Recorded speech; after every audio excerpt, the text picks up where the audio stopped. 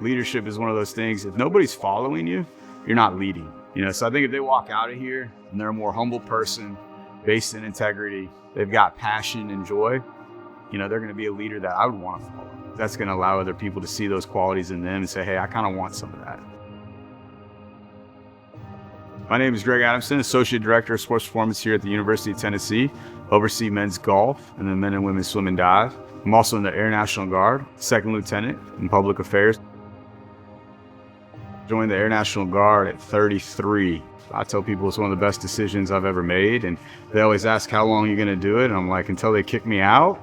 Similar to coaching, it's a calling, and so I feel just blessed to be in the situation I'm in and just kind of grow from it. Getting yelled at and constantly having to hurry and hustle and do all these things changed my perspective on how I communicate. When I was part of the laundry crew and I was in charge of it, and man, we sucked. We were getting yelled at all the time, and so I realized, man, I got to do a better job of motivating these young men to, get this laundry out. I'd forgotten, I got to build a relationship with them, and so I think that's kind of where it started to evolve. And I think oftentimes we can be in such a hurry to get where we're going, we forget to build that relationship, and that relationship's essential for trust. To be a leader in college golf is probably one of the most difficult things these young men will ever do, right? Because they come in here and they were all about what it took to get them here as an individual. They don't share a basketball or a football, right? They all have their own golf ball. They tee off at their own time. They spend more time in a round of golf with two kids from another school than they do their own school.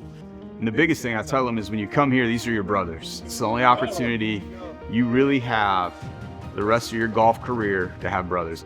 So I think the challenge is really trying to teach them what it looks like to start to push one another and see the best in each other. And in workouts, one of the things we do is we try and finish together. So we'll do some individual training the first 20 to 30 minutes, and we always finish as a team.